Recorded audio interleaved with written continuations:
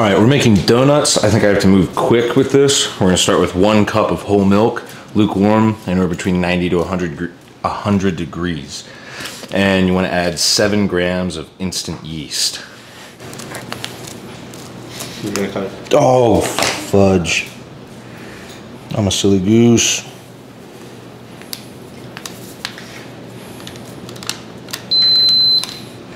That is my roommate's rice cooker. I'll give this a little whisk, and we're gonna let this, we're gonna set this to the side for about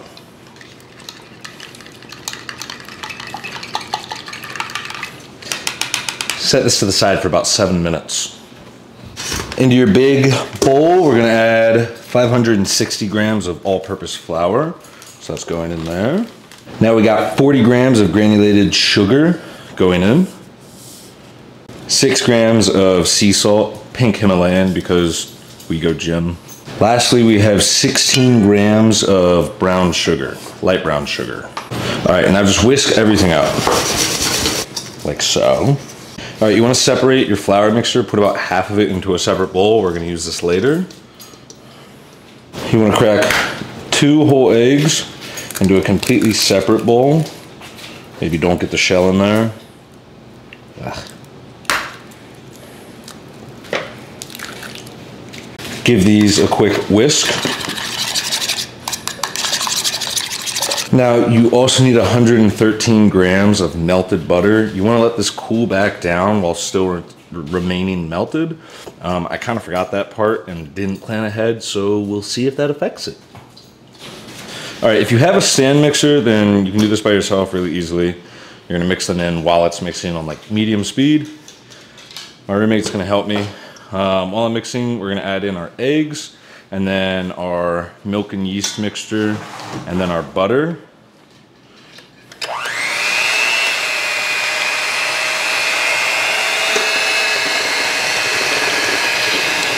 That's good. Good, it's all good.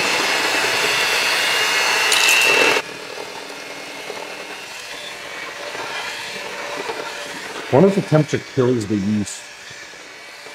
No clue. All right, now you're gonna let this run until it's homogeneous, nice and mixed together, and then you're gonna add in that extra bowl where we separated out our flour, so we're gonna have all of our flour put back in. You want it to look kind of like this before you plan to add the rest of your flour back in. Yeah. A little bit at a time, all right.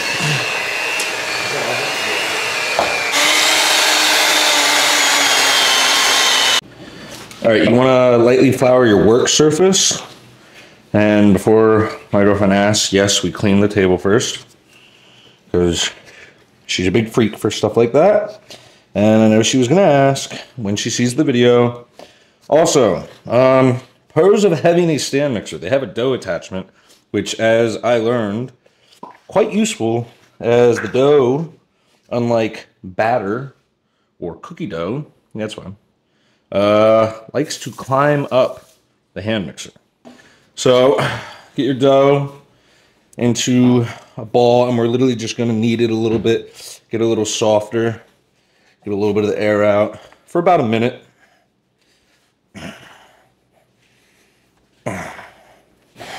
This is fun, dude.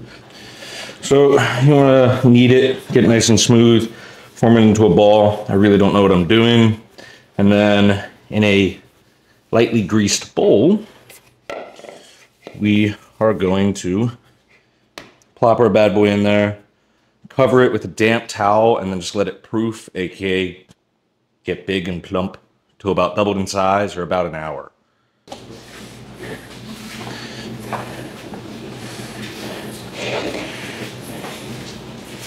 All right, after done proofing, yeah, it looks like it proofed.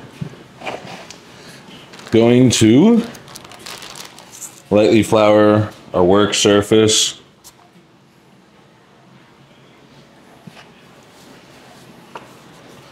Plop our boy. Oh yeah, yeah. Boom. That's a big boy. Right. We're gonna roll it out. I don't have a roller, so because I forgot to buy one. Let's see how the pan works. You want it about a 1/2 inch thick. Wow, and you're good with measurements. Does this look like a 1/2 inch? Like this? Yeah, that's pretty good. All right. Find something that's like maybe about 3 inches. I think this cup is probably close. We're gonna cut out as many donut holes as you can. A little flour on it. Or as many donuts, I should say, not donut holes.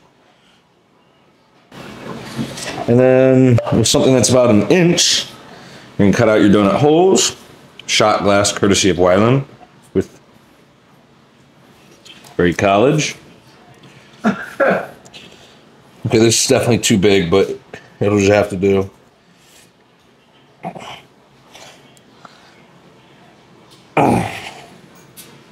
Boys. All right.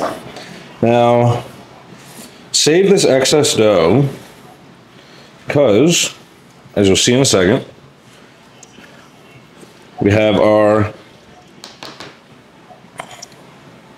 donuts.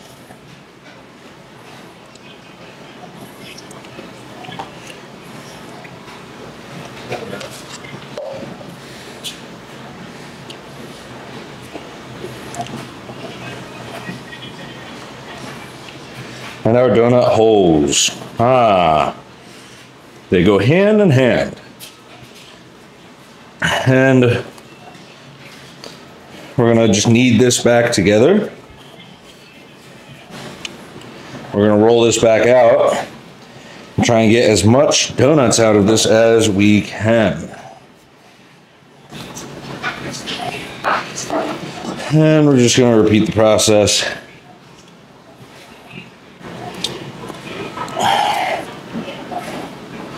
And uno más.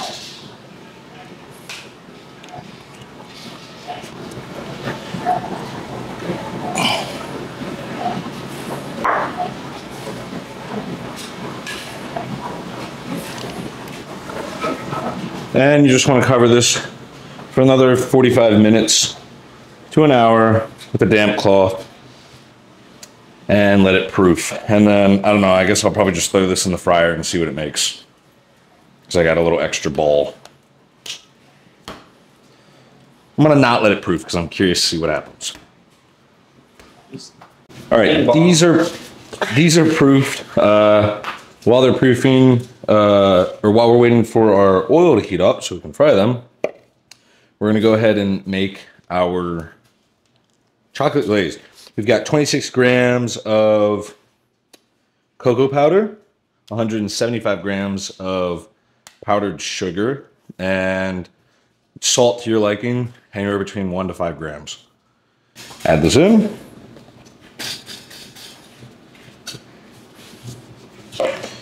And give it a nice whisk.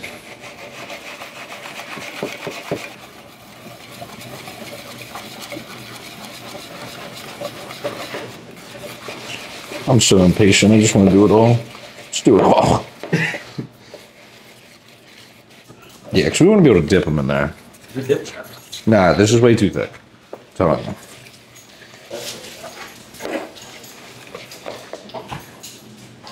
Probably about like this.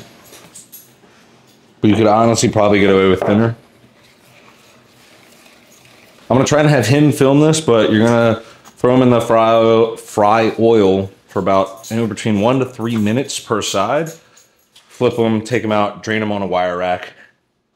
Let them cool before you dip them. Unless you're doing like a powdered sugar donut. In that case, you want to put it on immediately. All right, let's do some test runs with our donut holes. You want to come carry the fang? Yeah. Camera, Mr. Cameraman.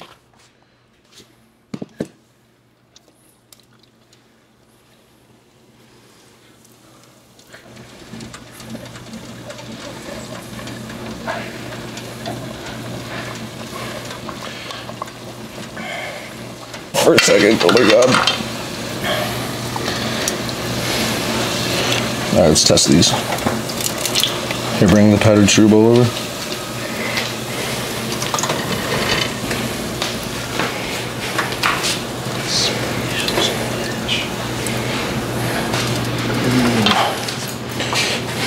Just do a little test. Yeah, these are a little burnt.